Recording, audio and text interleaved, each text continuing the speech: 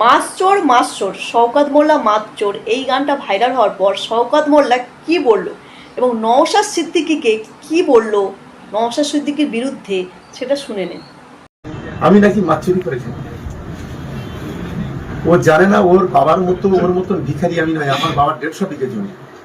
আমরা প্রথম দিন থেকে অভাব কিরাম জানি না। যেদিন থেকে রাজনীতিতে এসেছি সেদিন থেকে মানুষের পাশে সবসময় থাকার চেষ্টা করেছি। জীবনে কোনোদিন জেল খাটিনি, পুলিশ ধরেনি, কেস নিজেদের আমার নামে কোনো কেস হয়নি কোনো দিনের জন্য আজ পর্যন্ত। আমার সঙ্গে থাকা লোকেরা অনেক খুন হয়ে গেছে, কিন্তু আমরা কোনোদিন পাল্টা কারো গালে একটা চড় মারিনি। তারাই আমাদের বলছে নটোরিয়াস ক্রিমিনাল। বিজেপির একটা দল এসেছিল, মানবাধিকার কমিশন এসেছিল দিল্লি থেকে, সম্ভবত 2021 লোকসভা বিধানসভা নির্বাচনের পরে। আমাদের রাজ্যের 265 জন নেতা মন্ত্রী, তাতে ফিরাদ হাকিম, মলয় ঘটক থেকে শুরু করে আমি থেকে শুরু করে এরকম 265 জনের একটা নাম লিস্ট করে ওই বিজেপির দালালগুলো বলেছিল এরা একটা নটোরিয়াস ক্রিমিনাল একটা লিস্ট করে দিয়ে গেছে।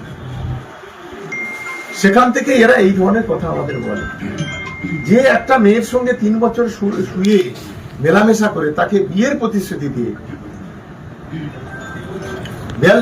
মানে হাইকোর্টে 17 জন উকিল নিয়ে বেল নিল, সে নটোরিয়াস ক্রিমিনাল নয়। যে কলকাতায় মোস্তানি করতে গিয়ে 42 দিন জেল খাটলো, সে নটোরিয়াস ক্রিমিনাল নয়। যে পুলিশের গাড়িতে লাঠি মারলো, পুলিশের গাড়িতে আগুন ধরালো, পুলিশের মাথা ফাটালো যার লোকজন যার মদতে, সে নটোরিয়াস ক্রিমিনাল নয়। যে আমাদের 4 ছেলে আজকে 23 থেকে 26 পর্যন্ত খুন করে দিল, 4টের নাম বোধহয় ওনার শুনলে খুব ভালো লাগবে।